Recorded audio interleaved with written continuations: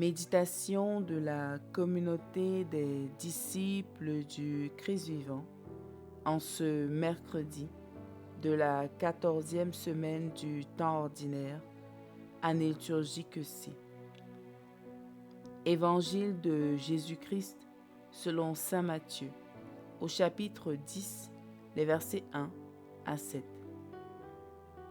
En ce temps-là, Jésus appela ses 12 disciples et leur donna le pouvoir d'expulser les esprits impurs et de guérir toute maladie et toute infirmité. Voici les noms des 12 apôtres.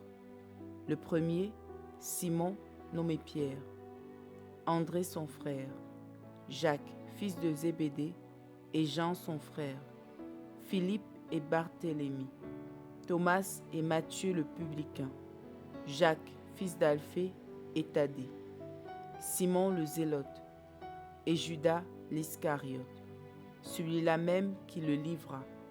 Ces 12, Jésus les envoya en mission avec les instructions suivantes. Ne prenez pas le chemin qui mène vers les nations païennes et n'entrez dans aucune ville des Samaritains. Allez plutôt vers les brebis perdues de la maison d'Israël. Sur votre route, proclamez que le royaume des cieux est tout proche.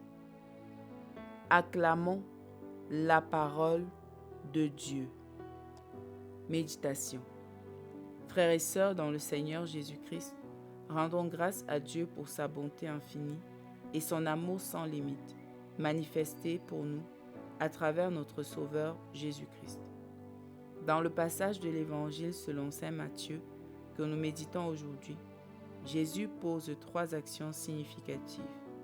D'abord, il appelle ses 12 apôtres.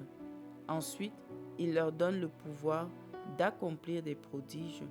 Et enfin, il les envoie en mission pour prêcher la bonne nouvelle du royaume de Dieu et ramener à lui tous ceux qui ne croient pas encore.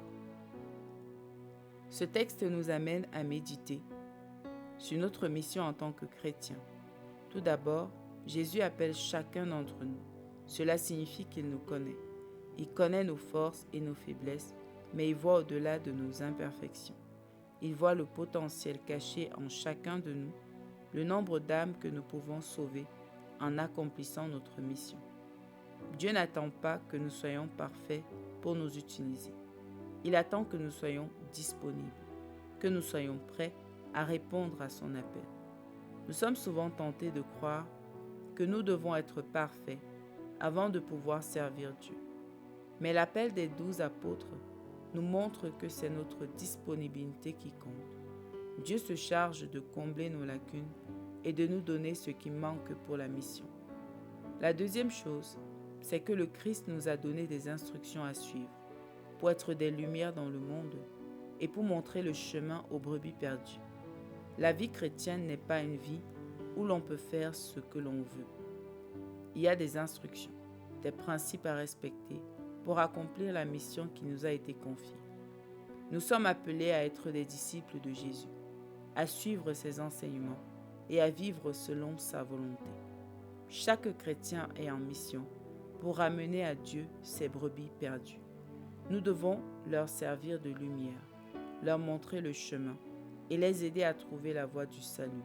Cela nécessite de notre part une grande disponibilité, une conversion, une volonté de servir et de donner notre temps et de nos ressources pour la mission. Réfléchissons donc à la façon dont nous menons notre vie chrétienne. Comment pouvons-nous être plus disponibles pour la mission de Dieu dans notre vie quotidienne? Sommes-nous fidèles aux instructions du Christ et est-ce que nous nous efforçons à vivre selon sa volonté?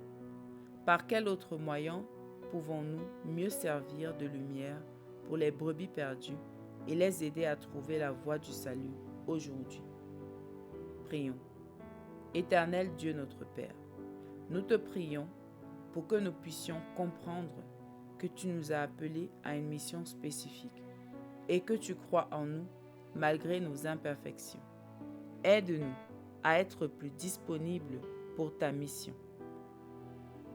à suivre tes instructions et à vivre selon ta volonté. Donne-nous la force et le courage de combattre l'oisiveté et la recherche du confort et de vivre pleinement notre foi. Amen. Intercession. Prions pour toutes les personnes qui pensent qu'elles sont très mauvaises et que le Seigneur n'aurait rien à faire d'elles. Qu'elles puissent comprendre que Dieu n'enferme pas ceux qui viennent à lui dans leurs limites, mais il sait reconnaître leur grandeur. Prions également pour ceux qui veulent s'efforcer tout seuls à correspondre aux attentes de Dieu, pour qu'ils comprennent que la perfection est un don divin et que Dieu veut qu'ils soient disponibles surtout à le servir. Vierge Marie, intercède pour tes enfants. Exercice spirituel. Travaillons notre disponibilité à la mission chrétienne aujourd'hui en annulant de notre programme une activité individuelle pour passer du temps avec une personne qui traverse une période difficile dans sa vie de foi ou pour prier pour cette personne. Loué soit Jésus-Christ à jamais. Méditation rédigée par BBC Stéphanie de la communauté des disciples du Christ vivant.